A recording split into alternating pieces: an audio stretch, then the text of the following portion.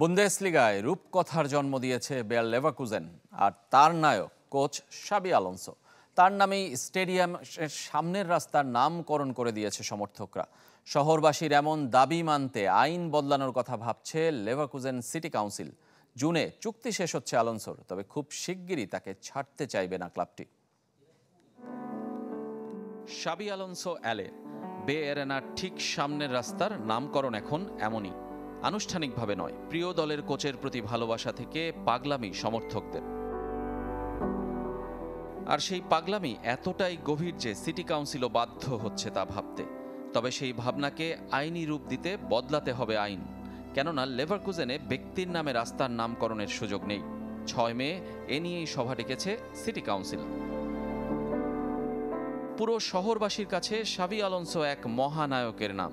গত 120 বছরে যা হয়নি সেটাই করে দেখিয়েছেন এই কোচ। বুন্দেসলিগা চ্যাম্পিয়ন বেয়ার লেভারকুজেন, তাতে বিপদও বেড়েছে। জার্মান লিগের রীতি অনুযায়ী চ্যাম্পিয়ন দলকে শহরটির টাউন স্কোয়ারে শিল্ড হস্তান্তর করা হয়, কিন্তু লেভারকুজেনের নেই তেমন কোনো টাউন হল। তাই কোথায় হবে উদযাপন? শেষ পর্যন্ত হতে পারে বে এরেনাতেই। সেটা 26 মে, জার্মান কাপ ফাইনালের পরদিন। সেদিনই জানা যাবে ট্রেবল জয়ের স্বপ্ন পূরণ হয় কিনা লেভারকুজেনের, কেননা 22 মে ইউরোপা লিগ ফাইনালের মঞ্চে থাকার সম্ভাবনাও আছে ক্লাবটির।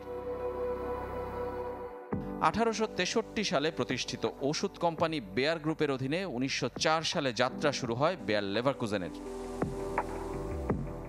বারবার এত কাছে গিয়েও না পারায় নামটাই হয়ে গিয়েছিল নেভারকুজেন। 5 রানার্স আপের পর আলোনসোর পরশ পাথরে বদলে যায় ক্লাবটির ভাগ্য। 2022 সালে যখন দায়িত্ব নিয়েছিলেন তখন ইতিহাসের বাজে অবস্থায় ছিল লেভারকুজেন।